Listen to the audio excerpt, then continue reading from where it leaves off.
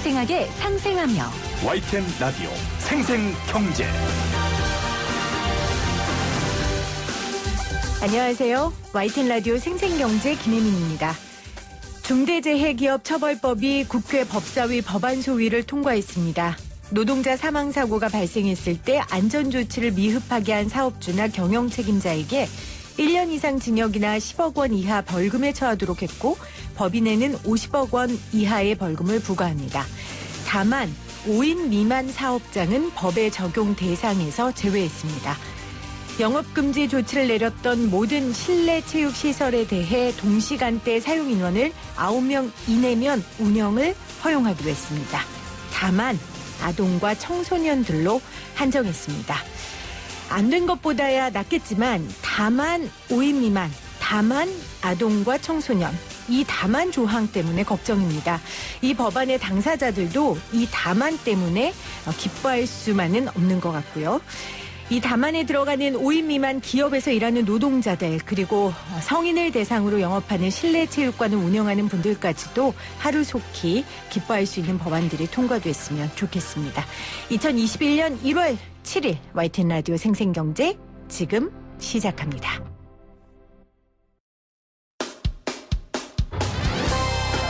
쉬운 경제, 살아있는 경제, 우리 집 경제 이야기 YTN 라디오 생생경제.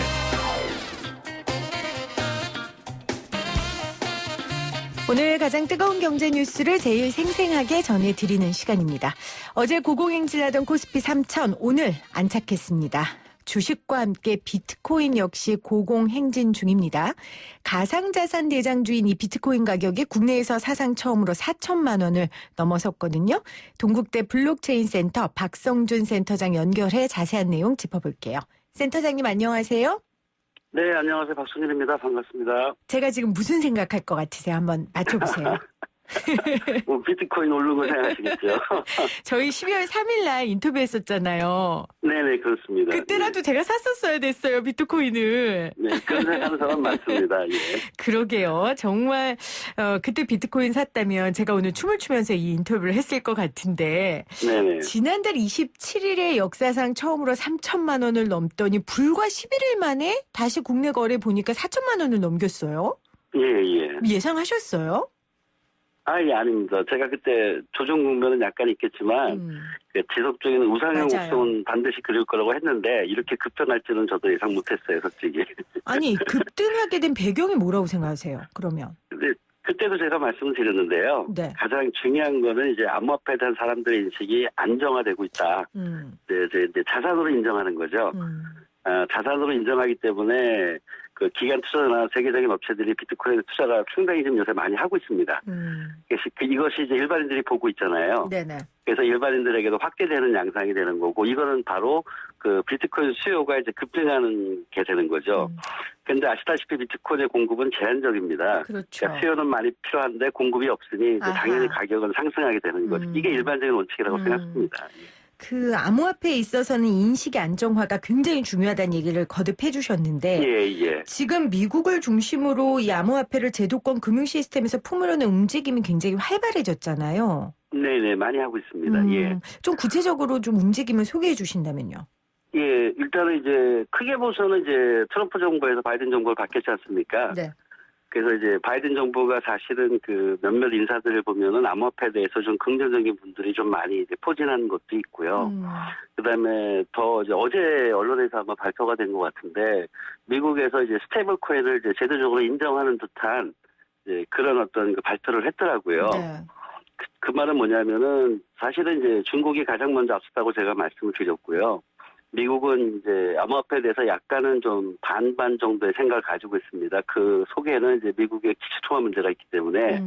근데 이제 미국이 이제 중국이 너무 앞서가니까 제가 볼 때는 미국이 이제는 이제 암호화폐에 대해서 이제 약간은 좀 이제 수동적으로 대처하는 것보다는 이제 능동적으로 네네. 좀 앞서가겠다는 어떤 정부 정책을 좀 표명하는 것 같아요. 제가 볼 때. 네. 예, 그러다 보니까 이제 그런 것들이 다 이제 겹치게 되는 거죠. 예. 그러니까 바이든 정부의 몇몇 인사들이 이 암호화폐에 대해서 굉장히 긍정적으로 이야기했다는 것도 배경이 되고 있고 또 예. 하나는 이제 어제 조지아주 상원 결선 투표에서 2석 모두 민주당이 가져가면서 더 바이든 정부에 네, 힘이 맞습니다. 실어졌잖아요. 예. 그러다 보면은 이제 재정 부양에 속도를 낼 것이고 그러다 예. 보면 시중 유동성이 풍부하게 될 것이고 그러다 보면 네. 비트코인에 몰리지 않겠냐 이런 전망도 있더라고요. 근데 그 전에 네네. 유동성 통화량의 유동성 공급이 너무 넘친다 그래가지고 암호화폐로 바로 들어오진 않겠죠. 문제는 유동성 공급이 넘친다 하더라도 투자하는 대상이 과연 안정성을 확보할 수 그렇겠죠. 있느냐라는 생각이 가장 기본적인 거고요. 그 밑바탕에는 암호화폐에 대한 인식의 안정화, 그러니까 자산으로서 인정하는 흐름이 같이 겹치게 돼서 그래서 비트코인은 상승한다고 저는 보고 있습니다. 지금 유동성 풍부한 것 때문에 미국 주식도 그렇고 우리나라 주식도 지금 사상 최대치를 찍고 있잖아요. 그러면 네네, 맞습니다. 우리나라에서도 이런 소비자들의 욕구에 따라서 정부에서도 이 가상화폐를 조금 더 인정하는 역으로 그런 일이 일어날까요? 좀 가장 안타깝게 생각하는 건데요. 네. 우리나라 정부는 2018년 1월부터 지속적으로 암호화폐 전면 금지 정책을 피고 있지 않습니까? 네. 예, 그게 변한 게 전혀 없습니다. 혹시 기회가 되면 제가 말씀을 드리려고 하는데, 이번에 특검법이 올해 3월 달에 시행이 되고 아마 유예기간 6개월을 거쳐서 9월부터 될 겁니다. 네. 그리고 이제 내년부터죠. 이제 암호화폐에 대해서 이제 과세를 20% 하겠다고 이제 결정이 난 것 같습니다. 그러니까 정부에서는 현재 암호화폐에 대한 인식이 부정적인 인식의 바탕이 변한 게 없기 때문에 특검법이 시행이 될 때 정부가 어떤 관점에서 암호화폐 생태계를 이제 규제하느냐에 되는 게 가장 중요한 잣대인데 제가 볼 때는 좀 부정적인 영향이 많을 것 같다는 느낌을 받아서 그래서 걱정인 겁니다. 그리고 이번에 조금 거래소에서 우리나라 분들이 이제 비트코인을 많이 사는 이유 중에 하나의 원인 중 하나도 이제 내년부터는 이제 세금이 이제 과세되지 않습니까? 네. 예, 그럼 이제 올 9월부터 이제 과세가 될 특검법이 시행이 되면은 이제 소위 말하는 이제 신원인증, 실명제가 들어가는 거죠. 그리고 암호화폐 거래에 대한 거래에 대한 현실을 정부에 보고하도록 돼 있어요. 네. 그 말은 이제 암호화폐에 대해서 이제 투명하게 이제 공개되는 거죠. 그렇게 가는 방향이 맞긴 맞지만 이제 그러다 보니까 우리나라 분들이 이제 비트코인에 대한 인식이 변하면서 이제 살 때 9월 이전에 이제 그 제도가 시행되기 전에 미리 사두자는 것도 조금 원인이 될 수 있을 것 같아요. 예. 그렇군요. 그러니까 암호화폐 시장은 지금 엄청나게 크고 있는데 정부의 인식 변화는 아직까지는 없다라고 진단을 해주셨고 그런데 흥미로운 건 3년 전에 이제 가상화폐 대폭락 이후에 코인 투자를 접었던 사람들이 다시 시장에 합류하고 있단 말이에요. 정부의 인식 변화와는 상관없이. 네네. 현재 비트코인 공급의 약 82%가 지난 6개월 내에 활성화된 계좌에서 발생한 거라고 하더라고요. 예. 제가 아직 거기에 대한 정확한 통계 분석을 제가 아직은 안 했습니다. 네. 근데 이제 앞에서 이야기한 배경 때문에 일반인들의 투자가 확대되고 있는 거는 분명히 맞는 것 같아요. 그동안 이제 비트코인에 대한 실망각에다가 이제 일반인들 사이에서는 공존하고 있었지 않습니까? 네. 어떤 분들은 사기라고 아직까지도 이제 매도라고 저는 얘기하는데 매도하는 분들도 아직도 많고. 근데 이제 시장에서 볼 때 이제는 실망보다는 기대가 이제 생긴 거죠. 그러다 보면은 기존에 실망했던 이제 개인 투자자들이 이 암호화폐라는 자산 시장을 인정하고 들어오기 시작했다는 어떤 현상이라고 저는 생각을 합니다. 네. 근데 그게 이제 거래소 어떤 통계를 제가 아직 확실하게 하지 못해가지고 80%, 82%인지는 제가 정확히 답변을 못 드리겠는데 분명한 거는 현재의 암호화폐 시장에서 비트코인에 대한 투자 대상이 일반인들까지 굉장히 빠른 속도로 확대되고 있다는 거는 분명한 사실인 것 같습니다. 네. 비트코인 하니까 많은 분들이 가상화폐가 비트코인만 있다고 생각을 하는데 사실 아니죠. 엄청 많죠. 예. 다른 가상화폐들도 많이 올랐습니까? 이더리움이나 리플 같은 거요. 예. 아주 암호화폐가 매우 많아서 암호화폐에 대한 어떤 거래 시장의 어떤 확장이나 거래의 상승 같은 거를 일괄적으로 얘기하기는 참 어렵고요. 네. 지금 말씀하신 이더리움이나 리플 같은 경우를 이제 말씀을 드리면 사실 이더리움이 더 많이 올랐어요. 2020년 1월 기준으로 보면 비트코인은 한 4배 정도 상승한 거고요. 근데 이더리움은 한 9배 정도 상승했습니다. 그러니까 실제로 투자 수익률로 봤을 때는 이더리움이 더 많고요. 배 이상이고요. 리플도 사실은 계속 오르다가 이번에 미국에서 리플을 이제 증권형 토큰이라고 이제 아마 그 진단을 하는 것 같아요. 네. 이제 그러다 미국의 증권법을 따르다 보니까 아마 굉장히 안 좋은 거죠, 그거는. 그래서 리플이 현재 이제 올라가던 상승세가 꺾이고 현재는 제자리고요. 리플 같은 경우는 이제 앞으로 어떻게 이제 미국에서 판단하느냐에 따라서 이제 가격폭이 상당히 변동폭이 심할 것 같은 느낌을 받습니다. 네. 사실 이 가상화폐 찬반 토론을 할 때 찬성하는 분들은 이렇게 많이 주장하죠. 이거 새로운 기술이다. 이건 혁명이다. 예, 단순히 뭐 없는 돈이 아니라 실제 존재하는 새로운 기술이다라고 얘기를 하시는데 그러다 보니까 좀 이해하기가 어려워요. 가상화폐 네네, 자체를. 예, 좀 설명을 해주세요. 그러니까 뭐 이더리움, 리플, 뭐 비트코인 캐시, 비트코인 SV 모르겠어요. 설명을 좀 해주세요. 기술적으로. 근데 그 암호화폐를 이제 이해하는 방법은 네. 지금 뭐 비트코인 캐시도 말씀하시고 뭐 여러 가지 말씀을 하시는데 그걸 기술적으로 이해하기는 상당히 어렵고요. 일반인들이 암호화폐를 바라보는 시각은 저는 이렇게 했으면 좋겠습니다. 그 이번에 그 중소벤처기업부에서 그 박영선 장관님이 이제 프로토콜 경제를 이제 추천을 하시잖아요. 네. 그 속성은 뭐냐면은 기존의 플랫폼은 독점이라는 거죠. 그 독점을 이제 탈중앙화시켜서 반독점으로 하고 있는 경제 생태계를 그 프로토콜 경제라고 말씀을 하시더라고요. 근데 박영선님 말씀하시는 프로토콜 경제를 제가 볼 때는 이제 암호 경제라고 저희들은 블록체인 경제라고 얘기하기도 하고 또는 이제 암호 경제라고도 얘기하는데 네. 그런 암호 경제 체계로 흘러간다는 거죠. 아하. 근데 보면은 뭐냐면 어떤 경제 생태계가 있으면 기존의 플랫폼에서 독점이라는 얘기는 소위 말하는 갑이 하나 있고 그 갑이 모든 것을 좌지우지하는 거잖아요. 그렇죠. 이걸 이제 탈중앙화시켜서 프로토콜 경제로 만든다는 거는 그 프로토콜 경제에 참여하는 참여자들의 역할이 분명히 명시되고 그 역할에 따른 보상 체계도 분명하게 준다는 거죠. 그거를 이제 제도적으로 할 수 있지만 제도라는 건 항상 사람이 운영하는 거기 때문에 그렇게 될지에 대한 문제가 항상 있지 않습니까? 네. 이거를 기술적으로 해주는 게 이제 블록체인 기술이라는 거고 그래서 블록체인 기술로 하게 되면 새로운 프로토콜 경제를 만들 수가 있는 거고 그 프로토콜 경제에 참여하는 사람들의 역할에 따른 보상을 해줘야 되지 않겠습니까? 그럼요. 그거를 뭐 문서나 이런 개념이 아니라 그냥 기술적으로 그 스마트 계약이라는 기술을 가지고 즉시 그분들에게 보상 체계를 기술적으로 보상해 주는 거죠. 이렇게 돼야지만이 그 소위 말하는 프로토콜 경제도 활성화되는 거지. 그 말로만 프로토콜 경제에서 말로만 보상해주겠다는 거는 아니지 않습니까? 네네. 그럴 때 암호화폐가 반드시 필요하다는 거예요. 아, 그러니까 청취자분들은 이렇게 이해하면 되겠네요. 뭐 비트코인, 가상화폐의 기술적인 것까지는 굳이 알지 않아도 그냥 그렇죠. 정상적인 독점한 플랫폼을 열어서 경쟁 체제로 바꾸고 그 안에서 참여하는 사람들의 역할을 명시하고 책임 소재를 분명하게 하고 확실하게 보상 체계를 마련해 주는 거 그걸 기술적으로 하는 게 바로 가상화폐다. 그냥 이렇게 이해하면 되겠습니까? 그 보상을 준다는 얘기가 네네. 바로 암호화폐로 준다는 얘기라고 이해하시면 됩니다. 알겠습니다. 비트코인을 거래할 수 있는 거래소들이 참 많아요. 이 거래소들도 수익률 면에서 차이가 나더라고요. 뭐 이 거래소가 수익률이 좋다. 여기가 그런 장점이 있다. 이런 것들이 인터넷에 많이 올라오던데 이 거래소, 가상화폐 거래소 굉장히 중요하지 않습니까? 안전성 면에서. 그렇죠. 얼마나 믿고 믿을 만한 곳들은 그중에서 얼마나 됩니까? 현재 이제 우리나라가 이제 암호화폐에 대해서 좀 부정적인 어떤 전면 금지 정책을 쓰다 보니까 공식적인 통계가 잘 없어요. 그렇겠죠. 국내 암호화폐 거래소에서도 아직 몇 개가 있는지는 공식적인 통계는 아직 없습니다만은 저희가 시장에서 서로 이제 이야기들을 하지 않습니까? 근데 적어도 우리나라 같은 경우 100개 이상이라고 보고요. 네네. 제 생각에는 아무리 적어도 최소한 60개에서 70개 이상은 될 거라고 생각합니다. 그리고 이제 거래소의 신뢰성을 말씀을 하시는데 이제 특검법이 생기면 어떻게 보면 이제 특검법의 대상이 사실은 암호화폐 거래소에서 출발한 거예요.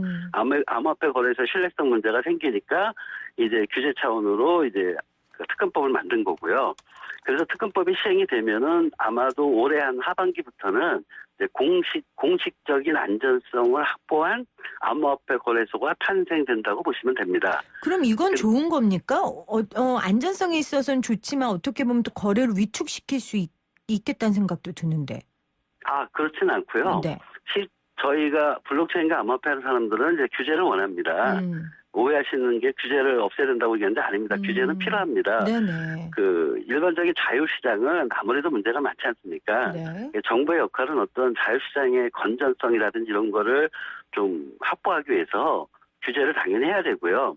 특검법이 암호화폐 거래소를 규제하는 거에 대해서는 저희가 반대를 하지 않습니다. 네. 이제 그걸 통해서 암호화폐 거래소의 안전성이나 건전성을 확보하고 일반 국민들의 어떤 여러 가지 보호를 하기 때문에 특검법은 당연히 시행돼야 되는 거고요. 네. 이제 그걸 통해서 이제 올해 안에는 제가 볼 때 한 10개 이내일 것 같은데 특검법으로 인해서 이제 우리가 볼 때 믿을 수 있는 암호화폐 거래소는 아마 생길 것 같은데 문제는 뭐냐면요. 규제라는 거는 목적이 있어야 되잖아요. 네.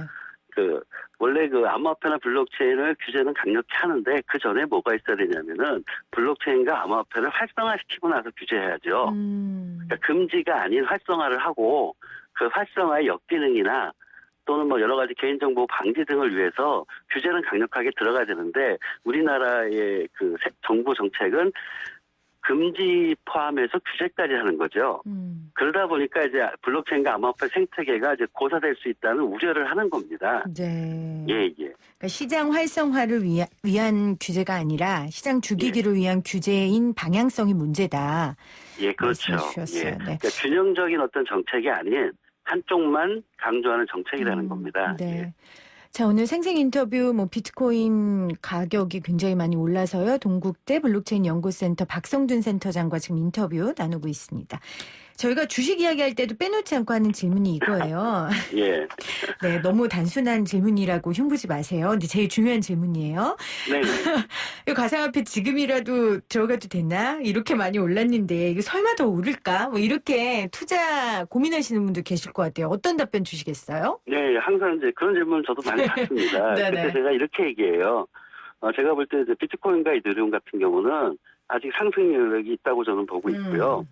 아주 좀 극단적으로 말씀을 드리면 이제 시작이라고 저는 생각합니다. 네. 그동안 이제 억눌러 있던 암호화폐에 대한 잘못된 호도된 인식으로 인해서 억눌렀던 게 이제는 자리를 잡아가는 시작이라고 보고 있고요.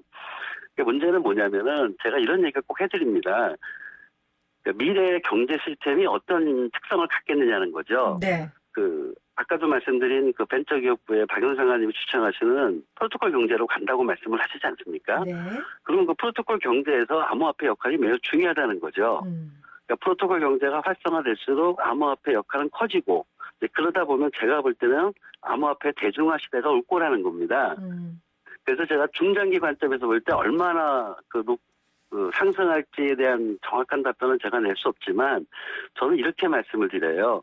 현재 있는 어떠한 재테크 상품보다는 수익률이 제일 좋을 것 같다. 이런 말씀을 드리고 있습니다. 네. 수익률이 좋을 때는 또 위험 부담도 따르는 건데 예. 그런 중장기적으로 봤을 때는 그런 위험 요소도 많이 없어질 것이다. 사람들의 인식이 개선되니까 그 얘기를 지금 계속 해주시는 거죠? 네. 그리고 저는 중장기로 봤을 때는 분명한 유익한 또는 괜찮은 투자 대상이다. 이렇게 저는 말씀을 드리는 겁니다. 알겠습니다. 가상화폐에 직접 투자하지 말고 가상화폐 채굴업체에 간접 투자하는 것도 방법이다. 이런 얘기가 있던데. 네, 맞습니다. 이게 무슨 말이에요? 그러니까 채굴이라는 거는 이제 암호화폐, 그러니까 채굴이라는 거는 이제 블록체인을 움직이는 어떤 하나의 핵심 요소고요. 네. 근데 채굴을 하다 보면은 채굴한 사람들에게 보상을 줘야 되지 않습니까? 그 보상 체계로 이제 암호화폐를 주는 거고요.